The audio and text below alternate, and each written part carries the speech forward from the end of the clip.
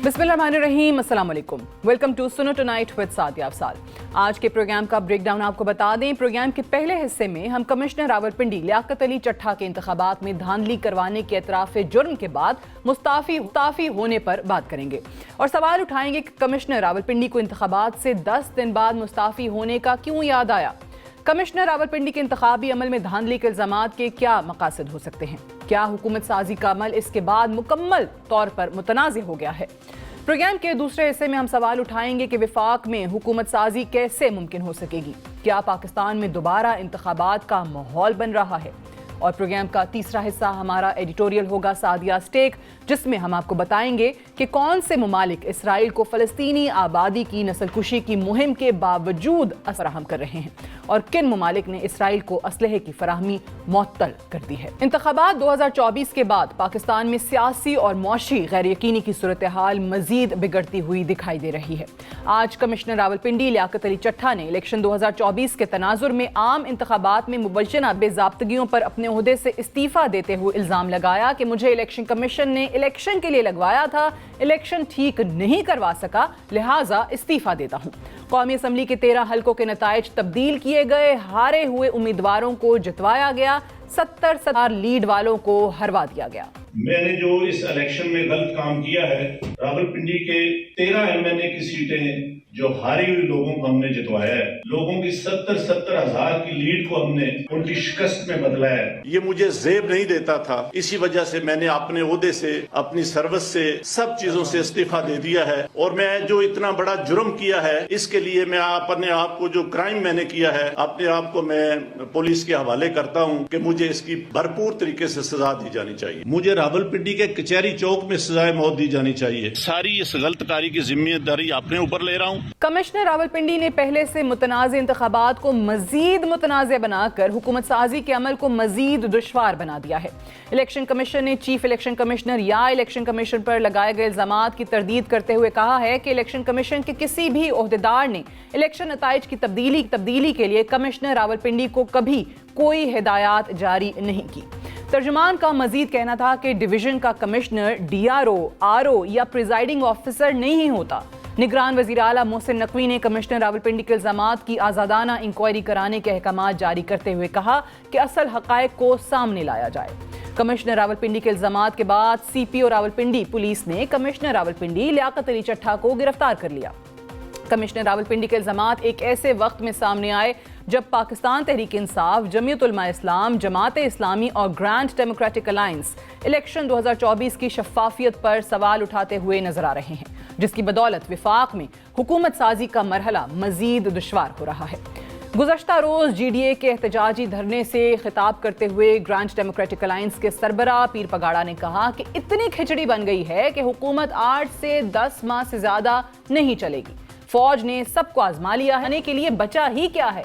हो सकता है इमरजेंसी या मार्शल लॉ लग जाए और यही अदलिया इस इक़दाम को लीगल कवर देगी। 2.5-3 महीने पहले ही इलेक्शन का रिजल्ट बिक चुका था और पेमेंट भी हो गई थी।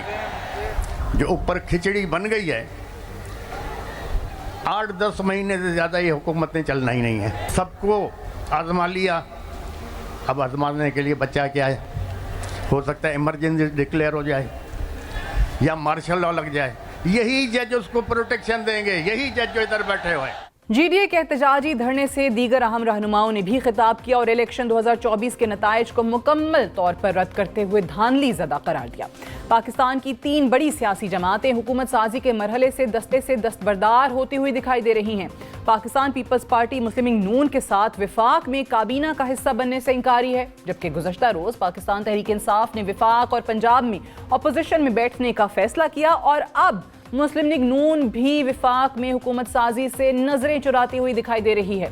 गुज़श्ता रात पाकिस्तान मुस्लिम लीग नून के सीनियर लीडर ख्वाजा साद रफीक ने अपने ट्विटर पैगाम में पाकिस्तान तहरीक इंसाफ और पाकिस्तान पीपल्स पार्टी को विफाक में हुकूमत बनाने की दावत देते हुए कहा कि विफाक में हुकूमत की तश्कील सिर्फ मुस्लिम लीग नून नहीं बल्कि तमाम सियासी जमातों की मुश्तरका जिम्मेदारी है।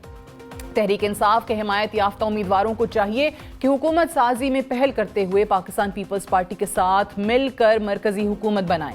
मुस्लिम लीग नून को कांटों का ये ताज अपने सर सजाने की ख्वाहिश नहीं, ख्वाजा साद रफीक मुस्लिम लीग नून के वाहिद रहनुमा नहीं हैं जिन्होंने अपनी पार्टी को हुकूमत साजी से पीछे हटने का मशवरा दिया है।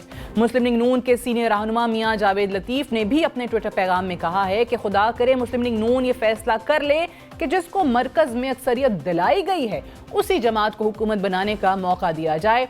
इससे मुल्क में इंतशार पैदा करने की मंसूबाबंदी नाकाम हो सकती है। जिस दिन ये फैसला कर लिया गया उसके अगले दिन बताऊंगा कि धांधली किसके लिए की गई और 8 फरवरी का मास्टरमाइंड कौन था। एक दूसरी अहम पेशरफ्त में पाकिस्तान तहरीक इंसाफ के सीनियर रहनुमा बैरिस्टर सैफ ने इस्लामाबाद में कौमी वतन पार्टी के रहनुमाओं से मुलाकात के बाद मीडिया से गुफ्तगू करते हुए कहा कि बानी पीटीआई की हिदायत पर तहरीक इंसाफ वफाक और पंजाब में अपोजिशन में बैठेगी। इंतखाबात 2024 पाकिस्तान के लिए किसी भी तहकाम लाते हुए दिखाई नहीं दे रहे। प्रोग्राम के इस हिस्से में हम सवाल उठाएंगे कि एक तरफ जहां वफाक में हुकूमत साजी का अमल पहले से मुतनाज़े है, ऐसे में कमिश्नर रावलपिंडी के इल्ज़ामात क्या रंग लाएंगे? क्या वफाक की 3 बड़ी जमातों में से कोई 2 हुकूमत की तश्कील के लिए रजामंद हो सकेंगी? क्या पाकिस्तान में इमरजेंसी या मार्शल लॉ का निफाज भी मुमकिन हो सकता है? और क्या पाकिस्तान में निगरान हुकूमत की मुद्दत में तौसीह होती हुई दिखाई दे रही है? इसी पर बात करने के लिए हमारे साथ मौजूद हैं पाकिस्तान मुस्लिम लीग नून के सीनियर रहनुमा डॉक्टर तारिक फजल चौधरी साहब। डॉक्टर साहब, बहुत शुक्रिया प्रोग्राम के लिए आपने वक्त निकाला। सबसे पहले तो बताइएगा, आपने चट्ठा साहब की, कमिश्नर पिंडी की आज की बातें सुनी होंगी। उन्होंने इतराफ़े जुर्म किया और फिर 2 और लोगों पर इल्ज़ाम लगाया। पहले ही एक इतना बड़ा एक मुश्किल मरहला लग रहा है इस वक्त सियासी जमातों के लिए कि कोई भी हुकूमत बनाने को तैयार ही नहीं है। आपकी पार्टी के लोग भी मशवरे दे रहे हैं लीडरशिप को कि ना बनाएं, अपोजिशन बेंचेस पे बैठ जाएं। पीपल्स पार्टी पहले इंकारी हो चुकी है, पीटीआई ने भी कल ये बयान दे दिया है। सो अब चट्ठा साहब के बयानात के बाद आपको लगता है और कंट्रोवर्सी खड़ी हो गई है? बिस्मिल्लाहिर्रहमानिर्रहीम, बहुत शुक्रिया आपका, आज आपने प्रोग्राम में दावत दी सादिया। देखिए, मुझे चट्ठा साहब के बयान के बाद कोई कंट्रोवर्सी खड़ी होती हुई नज़र तो नहीं आ रही, लेकिन चट्ठा साहब ने कोशिश पूरी की है कि वो इस सिस्टम के ऊपर कोई सवालिया निशान उठाएं। पाकिस्तान जो बड़ी मुश्किल से किसी सिमत में आगे बढ़ने की कोशिश कर रहा है, हर वो क़ुव्वत जो नहीं चाहती कि पाकिस्तान के इदारे को मुस्तहकम हो या अपने पाँव पे खड़े हों या मुल्क आगे चढ़े या मुल्क ट्रैक पे चढ़े, वो लोग इस तरह के लोगों को इस्तेमाल कर रहे हैं, शायद आइंदा भी करें। 2-3 बातें बड़ी एविडेंट हैं। सबसे पहली बात तो ये है कि कमिश्नर का वो किसी भी डिवीज़न का हो पाकिस्तान में, उसका इलेक्शन के अमल के साथ कतई तौर पे कोई ताल्लुक नहीं होता। क्योंकि मैं ख़ुद भी कुछ 4 इलेक्शन लड़ चुका हूँ। कभी भी कमिश्नर ना तो इलेक्शन कमीशन का स्टाफ से राब्ते में होता है, ना कोई इंतज़ामी ड्यूटी उसके पास होती है, ना इलेक्शन का अमला वो तैनात करता है। 2 अफसरान जो है वो राब्ते में होते हैं आपके, एक रिटर्निंग ऑफिसर, दूसरा डिस्ट्रिक्ट रिटर्निंग ऑफिसर। अब इस मामले में पिंडी में जो डिस्ट्रिक्ट रिटर्निंग ऑफिसर्स हैं वो डीसी थे, डिप्टी कमिश्नर, और रिटर्निंग ऑफिसर्स हर हल्के का अपना अलग अलग था। जिन फॉर्म्स की या जिस प्रोसेस की वो बात कर रहे हैं कि उनको किसी को जताया गया, किसी को हरवाया गया, वो कह रहे थे कि आज भी मोहरें लगाई जा रही हैं। इसका कमिश्नर से अगर चाहे भी तो नहीं कर सकता। तो वही क्यों कह रहे थे कि लोग आ के रोते हैं मेरे सामने कि जी हमसे ये काम ना करवाएं? मैं आपको इसीलिए कह रहा हूँ, अब ये देखने की बात यह है कि जो कमिश्नर 7 मार्च को रिटायर हो रहा है, ठीक है, वो क्या अपनी अगली नौकरी का बंदोबस्त तो नहीं कर रहा? क्योंकि he is going to be retired on 7 March. ये बात मीडिया को नहीं पता जो मैं आपको बता रहा हूँ। जी जी बिल्कुल। और उसके बाद उन्होंने कोई अपने लिए किसी मुस्तकबिल का तयन करके एक रास्ता चुनने की कोशिश की है जिससे पाकिस्तान से बाहर, क्योंकि फिर आज ऐसी खबरें भी आई कि उनकी बहू जो हैं वो बरतानवी शहरी हैं और उन्होंने काफ़ी पीटीआई के फेवर में जो है वो प्रोटेस्ट भी किए हैं वहाँ पर, आप लोगों के वहाँ लीडरशिप के घरों के बाहर भी किए हैं। जो देखें, कमिश्नर साहब ने जो बात की है, पहली बात तो ये है कि उसका कोई सबूत अभी तक उन्होंने फराहम नहीं किया। मैं भी अभी बहुत सारी बातें मेरे इल्म में हैं, क्योंकि ज़ाहिर है पिंडी इस्लामाबाद से ज़्यादा दूर नहीं है। मैं कमिश्नर साहब के ज़ाती कॉन्टैक्ट के हवाले से, उनकी माजी के हवाले से कोई बात नहीं करूँगा, लेकिन कोई ढका छुपा नहीं है किसी से। जो लोग उनसे राब्ते में रहे हैं माजी में, वो भी कोई ढके छुपे नहीं हैं और उनके किरदार भी बड़े मशकूक हैं। उनके नाम लेके आएंगे हम और सबूत के साथ लेके आएंगे कि पिछले 8 दिनों में कौन इनसे राब्ते में था, इन्हें क्या ऑफ़र की गई, जिसकी बुनियाद के ऊपर उन्होंने इलेक्शन के तमाम अमल के ऊपर सवालिया निशान उठाने की कोशिश की। तो अभी इलेक्शन कमीशन लोगों की बात कर रहे हैं, किसी सियासी जमात के सियासी लोग भी हो सकते हैं, लेकिन कुछ और लोग भी इसमें इन्वॉल्व हैं। जी मुल्क के अंदर ही, मुल्क के अंदर, बाहर मुल्क के अंदर नहीं, अभी इसको बैरूनी साजिश नहीं हम करार दे रहे। ठीक है, बैरूनी साजिश नहीं, क्योंकि मैं फैक्ट पे बात कर रहा हूँ। मैं ऐसे कहूँ ये अमेरिका की साजिश है। यानी PMLN जो है अब वो इनकी मुलाकातों के या किसके कहने पे आप कहते हैं कि किसकी ईमा पे सब कुछ हुआ है, वो सबूत लाएंगे? देखिए PMLN तो नहीं लाएगी, साहब ने तो वो PMLN तो नहीं लाएगी, ज़ाहिर है हम गवर्नमेंट में नहीं है। जो इस वक्त हमारी मतलब जो इस वक्त निगरान हुकूमतें मौजूद हैं पंजाब में या मरकज़ में, या इलेक्शन कमीशन आज खुद जिन्होंने एक तरदीदी बयान जारी किया है, वो ज़ाहिर है कोई इन्वेस्टिगेशन ऑर्डर करेंगे और इनकी तमाम फ़ोन का फोरेंसिक होना चाहिए, इनकी मुलाकातों का फोरेंसिक होना चाहिए, वो पता लग जाएगा आपको। इसलिए मैंने कहा कि मैं कबल अज़ वक्त कोई ऐसी बात नहीं करूँगा, लेकिन ज़ाती तौर पर मेरे इल्म में है कि किन लोगों ने ये साजिश कमिश्नर के थ्रू करवाई है। ये कौन लोग जो हैं वो समझते हैं कि पिछले दौर में जो कि इंटरिम गवर्नमेंट थी उसमें उन्हें जो फ़ायदे माजी में मिलते रहे हैं वो इस दौर में नहीं मिले। उन्हें किस बात का गम गुस्सा है ये हमें सारा पता है। तो अपना तो एतराफ़ जुर्म किया, 2 और लोगों पर इल्ज़ाम जो लगा दिए, चीफ इलेक्शन कमिश्नर से पहले ही जिस दिन से इलेक्शन हुआ है उस दिन से लोग इस्तीफ़े का मुतालबा कर रहे हैं। तो आपको लगता है कि अब ये कहीं ना कहीं जो हमारे, जिसने आपने हवाला दिया कि अभी ये रिटायर होने वाले हैं या रिटायर होने के बाद बहुत सारे लोगों के ज़मीर जाग जाते हैं, ये और भी इस किस्म के इस्तीफ़े आ सकते हैं चाहे वो रिटायरमेंट के करीब हों? देखिए कमिश्नर पिंडी इस्तेमाल हुए हैं, हाँ इन्हें इस्तेमाल किया गया है। सुबह मैं नमाज पढ़ के सोच रहा था कि मैं खुदकुशी कर लूँ। मैं आपको अर्ज कर रहा हूँ ना, ये इस्तेमाल हुए हैं और इस तरह के ड्रामे जो हैं वो बहुत जल्द बेनकाब हो जाते हैं। दूसरी बात ये है कि उनके जो बयानात अगर आप देखें ना, वो किसी ब्यूरोक्रेट के बयानात नहीं हैं, वो सियासी बयानात हैं। जो लोग शेरवानियाँ पहन के बैठे हैं, मैं उनके अज़ाइम पूरा नहीं होने दूंगा। कमिश्नर कभी ये कहता है भाई किसने शेरवानी पहनी है किसने नहीं पहनी, से आपका क्या ताल्लुक है?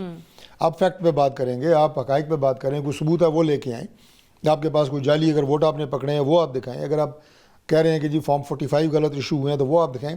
हालांकि कमिश्नर, दोबारा मैं कहूँगा, किसी डिवीज़न का भी पाकिस्तान में मजाज नहीं है कि फॉर्म 45 को टच करना दूर की बात है देख भी सके, उसकी अथॉरिटी ही नहीं है। ये अथॉरिटी DRO लेवल पे ख़त्म हो जाती है।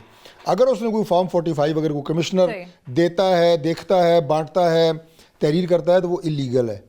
तो लिहाजा फिर भी आपके पास अगर कुछ है मीडिया पे लेके आएँ, सबूत हैं वो लेके आएँ, ताकि उसके मुताबिक जो है तहकीकात भी की जा सकें। और इलेक्शन कमीशन ने भी तहकीकात का बयान दे दिया है, हमारी पंजाब गवर्नमेंट भी तहकीकात करेंगी। लेकिन ये बड़ा अफसोसनाक है कि आप अपने किसी ज़ाती फ़ायदे के लिए या मुस्तकबिल में किसी अच्छी नौकरी की ऑफ़र के लिए वो इस तरह से आप जो है वो पाकिस्तान के एक इलेक्शन के प्रोसेस के ऊपर इस तरह का गंद उछालने की कोशिश करें। और आखिरी बात मैं ये करूँगा, जो इलेक्शन कमीशन में आखिरी बात एक और करूँगा कि इलेक्शन ये ज़हन में रखें कि पिछले जो 1970 के बाद तकरीबन 12 इलेक्शन हुए हैं पाकिस्तान में। हमेशा मैं ये बात करता हूँ कि हर इलेक्शन के बाद धांधली के इल्ज़ामात लगे हैं, ठीक है जी, जो कि अनफॉर्चुनेट है। बट उसमें जिन जिन सीटों के ऊपर हारने वाले उम्मीदवारों को एतराज़ात हुए हैं उन्होंने मुतलका फोरम के ऊपर रुजू किया है। कई इलेक्शन के नताइज रिवर्स भी हुए हैं। अभी पिछले इलेक्शन में मैं देखिए, मैं आपको नाम गिनवा सकता हूँ। सबसे बड़ी मिसाल जो डिप्टी स्पीकर की है, कासिम सूरी की, जो 50,000 जाली वोट साबित हुए। उसके बाद वो मेरा ख्याल है कुछ 4 साल सुप्रीम कोर्ट से सिर्फ स्टे लेके बैठे रहे, केस ट्रायल नहीं हुआ क्योंकि वो 50,000 को शायद वो नहीं साबित कर सकते थे, स्टे लेके बैठे रहे। व्हाट आई मीन टू से कि इस तरह के अगर कोई केसेस आज भी हमारी मुखालिफ जो भी उम्मीदवार हैं उनकी दानिस्त में किसी जगह कोई ज्यादती हुई है, गलत वोट कास्ट हुए हैं, तो वो अपना एक लीगल तरीका इख्तियार करें, वो चीज़ें सामने आ जाएंगी, हम उनकी हेल्प करेंगे। हम जो इलेक्शन के नताइज हैं उनका ऑडिट करने में हम उनकी हेल्प करेंगे। लेकिन खुदा का वास्ता है, आप KP में जीते हैं, वहाँ पे इलेक्शन कमीशन ठीक है, वहाँ पे चीफ इलेक्शन कमिश्नर साहब हाजी हैं, बाकी हर जगह जहाँ आप हारे हैं वहाँ आप हर अमल के ऊपर आप लांते भेज रहे हैं। वो पार्लियामेंट है, वो जमहूरियत है, वो इलेक्शन कमीशन है। सियासी जमातों के लिए इतना मुश्किल हो गया है, पीपल्स पार्टी इसका हिस्सा नहीं बनना चाह रही। आपके लोग जो हैं मियां जावेद लतीफ़ हो गए, कल हमारे शो में बैरिस्टर ज़फ़रुल्लाह खान ये बात करके गए हैं, ख्वाजा साद रफ़ीक ने आज ये बात कह दी है कि जी हम तो क़यादत को मशवरे दे रहे हैं, अपोजिशन में बैठे मत लें हुकूमत, ये कांटों का ताज जो है वो सर पे मत सजाएं। तो फिर क्या हुकूमत कौन बनाएगा? PTI ने भी कल कह दिया, मतलब ये वो टाइम आ गया कि कोई हुकूमत बनाने को तैयार ही नहीं है। देखिए बात यह है कि मौजूदा हालात जिनसे पाकिस्तान गुजर रहा है और ख़ास तौर पर जो معیشت کا بحران ہے, مہنگائی کا جو سیلاب ہے, اس میں حکومت بنانا پاکستان میں ایک بہت بڑا چیلنج ہے. اب ہمارے پاس دو ہی آپشنز ہیں, یا تو ہم اس چیلنج کا سامنا کرنے سے بھاگ جائیں, اور یا ہم اسے ہیڈ آن لیں اور ہم کہیں نہیں ہم اس کا مقابلہ کریں گے. اس سے پہلے بھی پاکستان مسلم لیگ نون نے 3 دفعہ جو حکومتیں بنائی ہیں, اس وقت بھی ملک میں دودھ اور شہد کی نہریں نہیں بہہ رہی تھی. چلیں اس سے کم مشکلات تھیں, لیکن مشکلات تھیں. آج بھی مسلم لیگ نون جو گورنمنٹ سازی, جو حکومت سازی کے حوالے سے مشاورت ہو رہی ہے, یہ سوچ کے کر رہی ہے کہ حکومت بنائیں گے تو اس چیلنج کو قبول کریں گے اور حالات بدلنے کی پوری کوشش کریں گے. اور ہمیں یہ بھی پتہ ہے کہ یہ موقع پولیٹیکل پارٹی کوئی بھی آئے اقتدار میں, اس کے پاس ایک آخری موقع ہوگا کہ وہ پرفارم کرے اور ڈیلیور کرے, کیونکہ عوام اس وقت جھوٹے نعروں پہ اور طفل تسلیوں پہ گزارا کرنے والے نہیں ہیں. آپ کو کام کرنا پڑے گا, حالات آپ کو بدلنے پڑیں گے. حکومت بنا پائیں گے؟ کس جماعت کے ساتھ بنائیں گے؟ پیپلز پارٹی نے بنائی, دیکھیے کیونکہ میجورٹی تو ہے نہیں آپ کے پاس. حکومت تو مسلم لیگ نون جو میرے علم کے مطابق بنائے گی اور پاکستان پیپلز پارٹی کی سپورٹ سے بنائے گی. پاکستان پیپلز پارٹی کہتی ہے ہم نے وزارتیں نہیں لینی ہیں, ہم شہباز شریف یا وزیر اعظم کا آپ کا جو بھی امیدوار ہوتا ہے اس کو ووٹ کر دیں گے. دیکھیں گورنمنٹ تو بن جائے گی نا. اب اگر وزارتیں نہیں لینی, اس کے بدلے وہ آپ سے کیا ڈیمانڈ کرتے ہیں, اس میں سے ان کی شرائط کتنی قابل عمل ہیں جن پہ عمل کیا جا سکتا ہے, کتنی نہیں ہیں, اسی کے اوپر ہمارے ان سے جو ہے وہ مذاکرات ہو رہے ہیں. لیکن گورنمنٹ جو ہے وہ فارمیشن پیپلز پارٹی کے ساتھ مل کے ہو سکتی ہے اور ہوگی. پنجاب میں اور وفاق میں PMLN حکومت بنا رہی ہے انشاءاللہ. چلیں, تھینک یو سو مچ, بہت بہت شکریہ ڈاکٹر طارق فضل چودھری صاحب ہمارے ساتھ. Take a break here, stay tuned.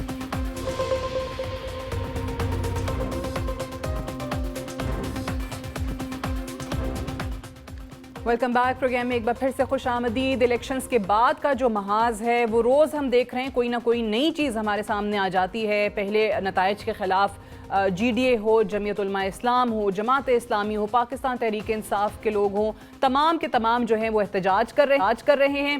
ساتھ ہی ساتھ اب آج جو کمشنر راولپنڈی نے اعتراف جرم کر کے 2 اور لوگوں پر الزام لگایا ہے, خود تو گرفتاری انہوں نے دے دی, لیکن اس کے بعد ایک جو پینڈورا باکس کھلا ہے اس میں اب ان کے حوالے سے بھی کافی چیزیں سامنے آنا شروع ہو گئی ہیں کہ کیسے اور کس کی ایما پر انہوں نے یہ بات کی ہے. آپ نے پروگرام کے پہلے حصے میں ڈاکٹر طارق فضل چودھری کی بھی بات سنی, جس میں انہوں نے کہا ہے کہ آنے والے دنوں میں جن شخصیات سے ان کی ملاقاتیں رہی ہیں اور جن کے کہنے پر انہوں نے یہ کیا ہے وہ بھی ہم عوام کے سامنے رکھ دیں گے. الیکشنز کے بعد توقع کیا تھی کہ ملک میں سٹیبلٹی آئے گی, ایک حکومت بنے گی, کہا جائے گا کہ ایک منتخب حکومت ہے, IMF کے پاس آپ نے جانا ہے, چیزیں بہتری کی طرف جائیں گی, لیکن ابھی دور دور تک اس کا نام و نشان بھی ہمیں نظر نہیں آ رہا. اسی پہ ذرا بات کرتے ہیں. ہمارے ساتھ ہمارے 2 سینئر صحافی موجود ہیں, ان کا تجزیہ جانیں گے. نصر اللہ ملک صاحب اور عبدالقیوم صدیقی صاحب, بہت بہت شکریہ آپ دونوں کا پروگرام میں جوائن کرنے کے لیے. صدیقی صاحب, یہ تو سٹیبلٹی کی طرف ہم جانے کی خواہش کے ساتھ الیکشنز کروا رہے تھے اور لگ رہا تھا کہ حکومت بنے گی, تمام چیزیں ٹھیک ہو جائیں گی. اب الیکشنز ہو گئے, پہلے یہ بیان آیا پاکستان پیپلز پارٹی کی طرف سے کہ جی ہم کوئی وزارت نہیں لیں گے, حکومت کا حصہ نہیں بنیں گے, صرف جو نون لیگ کا امیدوار ہوگا اس کو وزیر اعظم بنانے میں مدد کر دیں گے. پھر کل جو ہے وہ بیرسٹر سیف نے کہہ دیا کہ جی PTI اپوزیشن بینچز پہ بیٹھے گی. اب PMLN کے لوگ بھی مشورے دیتے پھر رہے ہیں اپنی لیڈرشپ کو کہ خدا را مت لیں یہ حکومت, اپوزیشن بینچز پہ بیٹھیں. یہ کون سے الیکشنز ہیں کہ جس کے بعد کوئی حکومت لینے کو تیار ہی نہیں ہو رہا؟ دیکھیں, یہ واقعتاً سعدیہ ایک پاکستان کے اندر جو انتخابی نتائج ہیں اس کے حوالے سے ایک یونیک صورتحال ہے. یہی امتحان ہے کہ بینگ اے پولیٹیکل پارٹیز جو کہتے ہیں کہ ہم عوام کی رائے کو جو ہے وہ مد نظر رکھتے ہیں اور عوام کی فلاح اور بہبود کے لیے جو ہے وہ ہم اپنا کردار ادا کریں گے. اب صورتحال ایسی ہے کہ چاروں صوبوں کے اندر جو ہے وہ مختلف سیاسی جماعتوں کی حکومت قائم ہو سکتی ہے. پنجاب کے اندر بھی, سندھ کے اندر بھی, KP میں بھی, اور بلوچستان کے اندر چلیں ایک مکس مینڈیٹ ہے تو وہاں پہ جو ہے وہ آپس میں بیٹھ سکتے ہیں. اور بالکل جیسی ادھر صورتحال ہے بلوچستان ویسے ہی سینٹر کے اندر ہے. اب اصول کے اوپر کیا ہماری سیاست اصول کے اوپر کھڑی ہے یا ذاتی انا اور جو ہے وہ ہمارے سامنے ہے کہ میں نے اسکور سیٹل کرنے ہیں. ایک لیڈر جو ہے وہ بیان دیتا ہے کہ ہم جو زخم ہیں ان زخموں کو ہمیں جو ہے اس پر مرہم رکھنا ہے. ٹھیک ہے. دوسرا لیڈر جو ہے وہ کہتا ہے کہ تم چور ہو, تم ڈاکو ہو.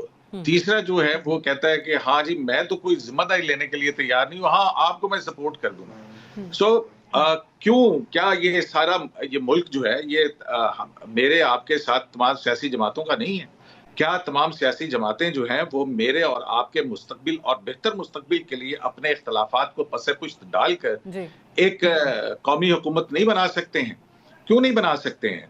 अगर मौलाना फजलुर रहमान जो है वो पाकिस्तान तहरीक इंसाफ के साथ बात कर रहे हैं, पाकिस्तान तहरीक इंसाफ पीपल्स पार्टी के साथ बात करने की भी बात आ रही है, मुस्लिम लीग नून और दीगर सियासी जमातें जो हैं वो सारी आपस के अंदर हैं, तो क्यों हम जिम्मेदारी लेने से क्यों घबरा रही हैं जो सियासी जमातें हैं? क्या उनके नजदीक क्या मुस्लिम लीग नून जो है अगर पीछे बैठ रही है, जिससे पहले इनिशिएटिव लिया था और उन्होंने कहा था कि हमने अपना पॉलिटिकल कैपिटल बर्न किया है इस मुल्क के लिए, तो वो फिर तैयार है कि हाँ ठीक है हम सियासी हालात जो भी हों, लेकिन ये चैलेंज है कि हम अपने मुल्क को जो है वो इन मुआशी हालात से निकालें। तो कैसे निकालेंगे? क्या हम एहतजाज ही करते रहेंगे? अब मुझे एक बात बताइए कि इंतखाबी नताइज के आने के बाद जो एक तरीक़ाकार है, आइन आपके अंदर मुल्क के अंदर है, जिसकी जो है वो ठीक है पीसफुल प्रोटेस्ट भी आप जारी रखें, और उसके बाद जो एक लीगल तरीक़ाकार है उसके अंदर अगर आपके पास शवाहिद हैं उनके जरिए से आप आइन ट्रिब्यूनल आइन के अंदर रह के, सब कहते हैं कि हम आइन के तहत काम करेंगे, हम आइन और कानून की हुक्मरानी चाहते हैं, लेकिन दूसरी तरफ अपने जाती मफादात को सामने रख के वो कोई भी जिम्मेदारी लेने के लिए तैयार नहीं है। एक घर के अंदर जो है, जब ज़ाहिर है जिम्मेदारी लेने की बात आती है तो उसके लिए फिर आपको हुकूमत लेनी पड़ेगी, हुकूमत बनानी पड़ेगी, तभी आप मुल्क को कहीं पर लेकर जा सकते हैं। और जो अपोजिशन बेंचेस पर बैठने वाले लोग हैं उनको भी थोड़ी जिम्मेदारी का मुजाहरा करना पड़ेगा। लेकिन अभी नसरुल्लाह मलिक साहब जिस तरीके से पहले चलें मियाँ नवाज शरीफ साहब माइनस हुए कि अब क्योंकि अक्सरियत नहीं मिली उनको और शायद उनको यही मुनासिब लगा कि जिसकी वो तवक्को थी 2/3 अक्सरियत या सिंपल मेजॉरिटी, तो फिर वो वज़ीर आज़म बन सकते थे। चौथी बार उनको माइनस होना पड़ा कि मेजॉरिटी इतनी नहीं मिली। शहबाज शरीफ साहब सामने आए वज़ीर आज़म के उम्मीदवार के तौर पर। अब उन्हीं के लोग जो हैं ख्वाजा साद रफ़ीक हो गए, बैरिस्टर ज़फ़रुल्लाह ख़ान हो गए, जावेद लतीफ़ हो गए, वो सब ये मशवरा दे रहे हैं कि आप अपोजिशन पर बैठें, अपोजिशन बेंचेस पे जाएं, आप मत लें ये हुकूमत। सो फिर ये मामलात आगे चलेंगे कैसे? शुक्रिया सादिया। देखिए जो सिद्दीकी साहब ने बात की है वो असल बुनियादी बात है कि हम मुफादात से पीछे हटने को तैयार नहीं हैं। जिसका जिक्र PMLN के अंदर हो रहा है वो मसला भी ये है कि इस वक्त जो मुल्क के अंदर सियासी अफरा तफरी है, सियासी बेचैनी है और एक दूसरे को इल्जामात की जिस तरीके से नजर कर दिया गया है, उसके नतीजे में हर कोई समझता है कि वो किसी ऐसे काम को ना करे जिसके नतीजे में उसकी पॉपुलैरिटी कम होती हो। पॉपुलैरिटी आपका जब मेन टारगेट बन जाए, मुल्क के मफादात आपके पसे पुश चले जाएं, फिर आपको इस बात की कोई परवाह नहीं रहती कि बच्चों का मुस्तकबिल क्या होगा, मुल्क के हालात कैसे होंगे। अगर आप थोड़ा सा माजी में जाएं, सिद्दीकी साहब को याद है 2013 में अफजल खान साहब मैदान में आए, उन्होंने कहा 35 पंक्चर लगाए गए, फिर जस्टिस कियानी ने उनके खिलाफ एक केस कर दिया हरजाने का, और 2 साल बाद उन्होंने माफी मांग ली कि मेरे पास सबूत नहीं थे। अब सोचिए जरा कि 2013 से लेके जो एक पूरा एक ऐसा माहौल बनाया गया जिसके नतीजे में ये कहा गया चोर डाकू और बाकी जो मुखालफिन उनकी जमातें हैं वो बिल्कुल चोर हैं, उन लोगों को अब कैसे मुतमिन कर पाएंगे जिनके सामने एक पूरा एक बयानी आपने ला के आज फिर चट्टा साहब को भी आप उसी तनाजुर में देख रहे हैं जो अगले महीने रिटायर होने वाले थे। देखिए आज चट्टा साहब जो है, चट्टा साहब 10 दिन बाद ये कहते हैं कि जो मेरे जो नीचे DC थे वो रो रहे थे लेकिन मैं उनसे ये काम गलत काम करवा रहा था और अब मुझे फांसी दे दी जाए। यदि जब आप गलत काम कह रहे थे तब आपको इस बात का एहसास नहीं था। चीफ जस्टिस पाकिस्तान ने आज बड़ी अहम बात कही है, वही बात है ना उनका कोई किरदार था। फिर चीफ जस्टिस पाकिस्तान ने बड़ी अहम बात की है, उन्होंने कहा इल्जाम तो इस मुल्क में कोई भी लगा देते हैं, और वाकई ये बात हकीकत है। सिद्दीकी साहब ने, आपने मीडिया में रहते हुए इतने इल्जामात देखे हैं कि बंदे को हैरानगी ये होती है कि आखिर हम किस तरफ जा रहे हैं। जो उठता है उसके ऊपर इल्जाम लगा देता है। इस मुल्क में ये भी इल्जामात लगे कि 45 हजार अरब रुपए बजट में से चोरी कर लिए गए। बड़े बड़े सीनियर दानिशरों ने इल्जामात लगाए। इस मुल्क में यह भी इल्जामात लगे कि पाकिस्तान के वजीर आजम ने स्टेट बैंक ऑफ पाकिस्तान से पैसे हिंदुस्तान मुंतकिल कर दिए। किसी ने नहीं सोचा कि इसके नतीजे में जो नफरत जन्म लेगी, जो एक लोगों के दिलों में एक नफरतें पैदा हो जाएंगी, उसका नतीजा क्या निकलेगा। आज चट्टा साहब के ऊपर मैं और आप तनकीद कर सकते हैं, लेकिन जो एक आम नौजवान है, एक आम शहरी है, वो तो आज सोच के बैठा होगा कि सारा इलेक्शन गलत है। हाँ कि उसको देखें जी, सबूत हम से तो दरकार पहले दिन नहीं से है, ही कह उसको रहे थे, लियाकत अली हमारे चट्टा लीडर साहब ने की तो प्रेस पहले दिन से ही कह दिया था कि यही हुआ है। देखें अब ऐसे ईमानदार लोग भी आ गए हैं, देखा आज सच बोल दिया है, अभी और भी इस्तीफे आएंगे, आज देख लें तबसरे यही आपको मिलेंगे सोशल मीडिया पे। यही माहौल जो है मैं समझता हूं, देखिए हम पॉपुलिज्म का शिकार हो चुके हैं। हमारा मीडिया, हमारा सोशल मीडिया, हमारी सियासी लीडरशिप वो समझती है जिन चीजों से पॉपुलैरिटी मिल सकती है, बेशक उसके नतीजे में मुआशरे का नुकसान हो जाए, मुल्क का नुकसान हो जाए। देखिए बयानबाजी भी कुछ ऐसी की जाती है जो माजी में भी की गई, जिसके नतीजे में आज पाकिस्तान शदीद मुश्किलात का शिकार है। आपके बहुत से ममालिक आपसे बात करने को तैयार नहीं है, वो आपके ऊपर ट्रस्ट नहीं करते कि जिस तरीके से आप जलसों में अपनी खारजा पॉलिसी की ऐसी तैसी कर देते हैं, उसके नतीजे में आप किस तरफ जा रहे हैं। लेकिन प्रॉब्लम यह है, आप देखें केपीके के अंदर बहुत से लोग, फिर इतनी डिवीजन जो है आपकी सियासतदानों से लेकर नीचे आपके इंतजामी अफसरान में पैदा हो चुकी है कि आप किसी एक ऑफिसर के पास जाएं, वो एक सियासतदान के गुण गाता दिखाई देता है, दूसरे ऑफिसर के पास जाएं, वो दूसरे सियासतदान के गुण गाता है। ये इतनी डिवाइडेड किस्म की जो कौम बनती जा रही है, मैं समझता हूं सियासतदान पोलराइजेशन बहुत ज्यादा है। आपने जो भी पहले बात की जा रही है, ये अनफॉर्चुनेट चीज है, but I agree with you कि आपने अपने YouTube के सब्सक्राइबर्स के चक्कर में और व्यूज के चक्कर में और वहां से पैसा बनाने के चक्कर में जो पॉपुलिस्ट व्यू है उसको इतना आम कर दिया है, उसको इतना लोगों में आपने मार्केट करना शुरू कर दिया है कि जो हकायक क्या हैं वो आवाम से छुप गए हैं और मॉनेटरी बेनिफिट को जो है वो हर जगह पर तरजीह दी जा रही है। ये बहुत लोग हमारे कर रहे हैं, अनफॉर्चुनेट है। मैं एक सवाल सिद्दीकी साहब से करना चाह रही हूँ, लेकिन मेरे ख्याल से वो बेहतर अंदाज में ये जो पीर पगाड़ा साहब ने कहा है अपने कल के GDA के एहतजाज के दौरान, यही सवाल है और ये जिन हालात की जानिब इशारा कर रहे हैं, क्या वाकई हम इस जानिब तो नहीं जा रहे? पहले सुनाइएगा क्या कहा पीर पगाड़ा साहब ने। 2.5-3 महीने पहले ही इलेक्शन का रिजल्ट बिक चुका था और पेमेंट भी हो गई थी, जो ऊपर खिचड़ी बन गई है। 8-10 महीने से ज़्यादा ये हुकूमतें चलना ही नहीं है। सबको आजमा लिया, अब आजमाने के लिए बच्चा क्या है, हो सकता है इमरजेंसी डिक्लेयर हो जाए या मार्शल लॉ लग जाए, यही जज उसको प्रोटेक्शन देंगे, यही जज जो इधर बैठे हुए हैं। जनाबे वाला सिद्दीकी साहब ये बताइए, इमरजेंसी या मार्शल लॉ, वो कहते हैं 8-10 महीने से हुकूमत चल नहीं सकेगी। पीर पगाड़ा साहब बड़े काबिल एहतराम हैं, लेकिन ये भी जो है ना बस एक बेसर की उड़ाई भी है। मतलब मुझे हैरत होती है कि इतने बड़े बड़े जिम्मेदार लोग बैठे हुए किस तरह की गैर जिम्मेदाराना बात कर देते हैं। क्या 3 महीने पहले अगर इनको पता था कि हो गए हैं तो उस वक्त ये GDA कहाँ छुप के बैठा हुआ था? वो बिल्कुल ये जो कमिश्नर रावलपिंडी ने बात की है ना, ये बस उसका प्योरीफाइड किस्म का एक दूसरा झूठ है। अच्छा, मतलब मुझे नहीं लगता है। देखें बात यह है कि कल को हालात किस तरफ चलते हैं ये देखने वाली बात है, लेकिन अगर हम आइन और कानून के अंदर रह के चलते हैं तो मुझे एक बात बताएं, इमरजेंसी लगाएगा कौन और कैसे लगाएगा?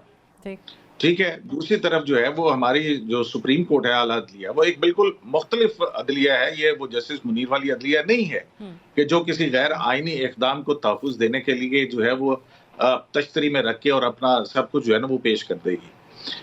बहुत मुख्तलिफ हालात हैं, जबकि ऐसी सूरत में कि अभी हाल ही में देखा आपने कि सुप्रीम कोर्ट ऑफ पाकिस्तान ने जो 3 नवंबर 2007 की इमरजेंसी प्लस और मार्शल लॉ के जो था उसका ट्रायल हुआ और उस ट्रायल के बाद जो है वो उसकी सजा बरकरार रखी गई है।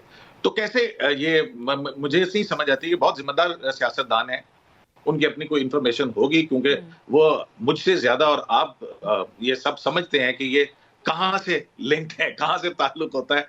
पगाड़ा साहब की पेशगोइयां जो है वो कहाँ से और किसके कहने के ऊपर चलती हैं। मुझे तो ऐसे हालात नजर नहीं आते। हाँ, अलबत्ता अब सवाल ये पैदा होता है कि 14 दिन के अंदर इलेक्शन कमीशन ने नोटिफाई करना है रिटर्न कैंडिडेट्स को।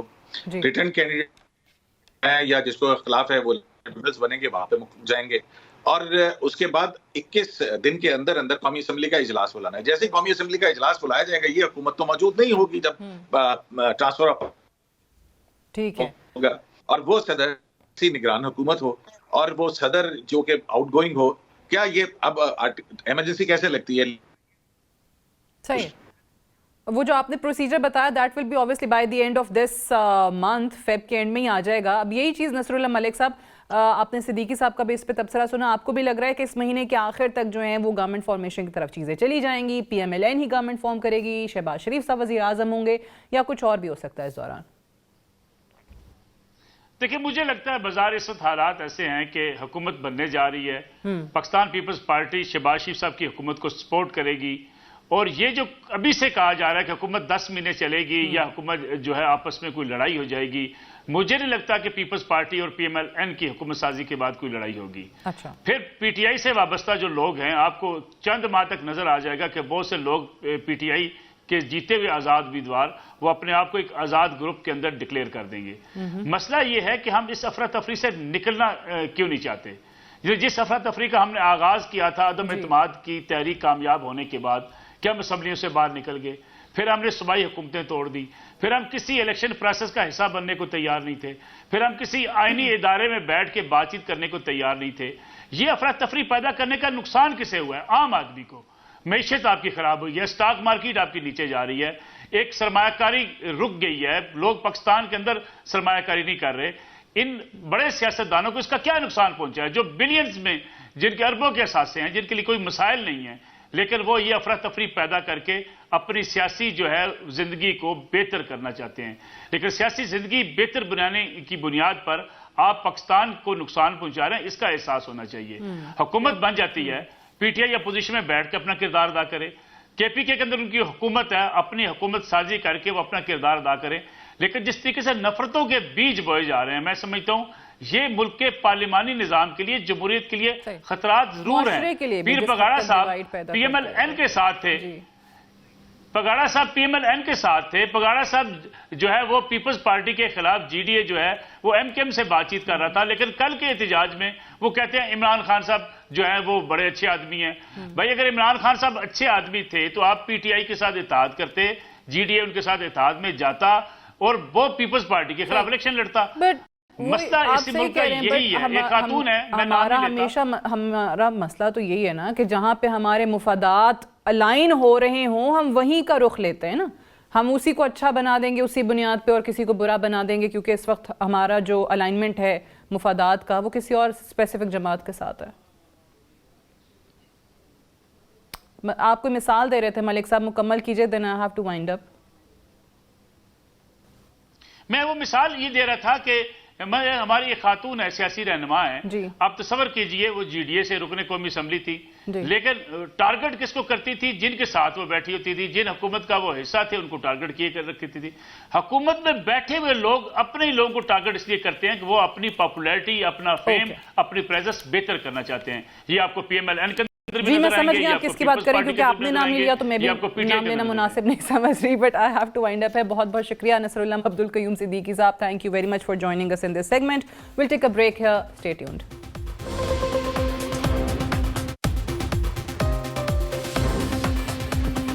گزشتہ 4 ماہ سے فلسطینی عوام کی نسل کشی کا سلسلہ جاری ہے اور دنیا کے مہذب کہلائے جانے والے ممالک جینوسائیڈ اور ایتھنک کلینزنگ کے عمل کو لائیو اپنے موبائل اور ٹیلی ویژن سکرینز پر دیکھ رہے ہیں. فلسطینی عوام اسرائیلی ظلم و جبر کی ایک تصویر بنے بیٹھے ہیں.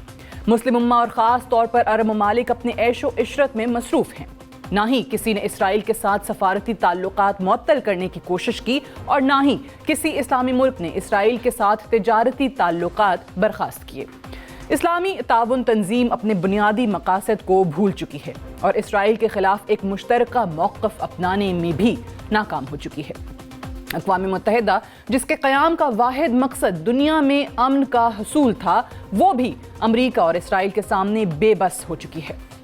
امریکہ اور مغربی ممالک آج بھی اسرائیل کو فلسطینی عوام کی نسل کشی کے لیے اسلحہ اور مالی امداد فراہم کر رہے ہیں، لیکن کچھ ممالک ایسے بھی ہیں جو فلسطینی عوام کے حق میں نہ صرف آواز اٹھا رہے ہیں بلکہ اسرائیل کو اسلحے کی فراہمی بھی روک چکے ہیں.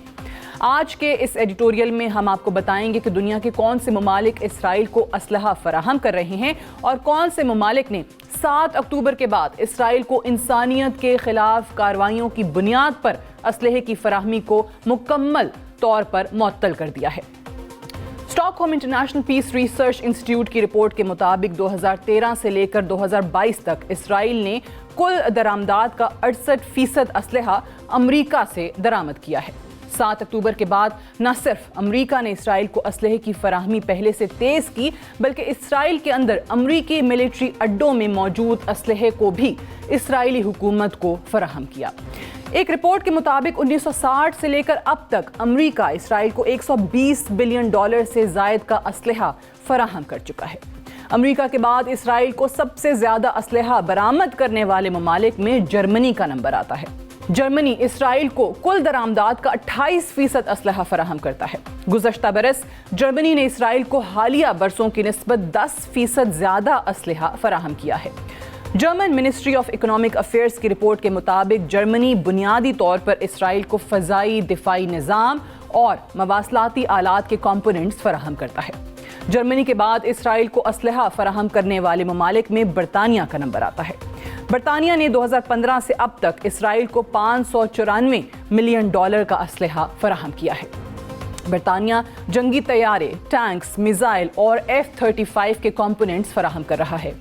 बरतानिया के बाद कनाडा इसराइल को असलहा फराहम करने वाला अहम मुल्क है, जिसने गुज़श्ता 10 साल में $84 मिलियन का असलहा फराहम किया है। कनाडा के बाद इसराइल को असलहा फराहम करने वाले ममालिक में सबसे अहम ऑस्ट्रेलिया और फ्रांस का नंबर आता है। एमनेस्टी इंटरनेशनल की रिपोर्ट के मुताबिक ऑस्ट्रेलिया खुफिया तौर पर इसराइल को असलहा फराहम करने वाला सबसे अहम मुल्क है। गजा में जारी नस्लकुशी की ना खत्म होने वाली कार्रवाइयों को बुनियाद बनाकर इसराइल को असलहे की बरामदाद मुअत्तल करने वाले ममालिक में नीदरलैंड शामिल है। रवां हफ्ते नीदरलैंड की एक मकामी अदालत ने हुकूमत को एक हफ्ते के अंदर इसराइल को F-35 फाइटर तैयारों के स्पेयर पार्ट्स की बरामदाद रोकने का हुक्म दिया है। इसराइल 7 अक्टूबर के बाद से अब तक F-35 तैयारों की मदद से गजा में बमबारी का सिलसिला जारी रखे हुए है। नीदरलैंड्स की अदालत ने इंसानी हमदर्दी की तंजीमों की दरख्वास्त पर इसराइल को असलहा फराहमी मुअत्तल करने का हुक्म सादर किया है। इसराइल के खिलाफ आलमी अदालत इंसाफ के हुक्म के बाद बेल्जियम की हुकूमत ने इसराइल को असलहा फराहम करने वाली 2 कंपनियों के लाइसेंसेस मुअत्तल कर दिए हैं। अदालत इंसाफ के हुक्म के मुताबिक इसराइल गजा में नस्लकुशी का मुर्तकब हो रहा है। आलमी अदालत इंसाफ के अहकामात के बाद जापान से ताल्लुक़ रखने वाली दिफाई कंपनी एल्बिट सिस्टम्स ने फरवरी के बाद असलहे की फराहमी का मुआहदा मुअत्तल कर दिया है। स्पेन की वजारत खारजा ने इसराइल की नस्लकुशी की कार्रवाइयों को बुनियाद बनाकर इसराइल को असलहे की फराहमी पर पाबंदी आयद कर दी है। जनूबी अफ्रीका की दरख्वास्त पर इसराइल के खिलाफ आलमी अदालत इंसाफ के फैसले ने इसराइल को गजा में नस्लकुशी का मुर्तकिब करार दिया है। आलमी अदालत इंसाफ ने अपने फैसले में वाज़ेह किया था कि अदालत अपने इख्तियार में रहते हुए इसराइल के हाथों जेनोसाइड को रोकने की मुकम्मल कोशिश करेगा। आज के एडिटोरियल को इस नुक्ते के साथ कंक्लूड करते हैं कि पहले जनूबी अफ्रीका को खिराज तहसीन पेश करना चाहिए, जिसने इसराइल की नस्लकुशी की कार्रवाइयों के खिलाफ आलमी अदालत इंसाफ से रजू किया। फिर हमें उन ममालिक की तारीफ करनी चाहिए जिन्होंने इसराइल को असलहे की फराहमी पर पाबंदी आयद की। काश मुस्लिम उम्मा भी नीदरलैंड्स, बेल्जियम, जापान और स्पेन के नक्श कदम पर चलते हुए फ़लस्तीन की मजलूम आवाम के लिए आवाज़ बुलंद करें। That's all for tonight. Good night and Allah Hafiz.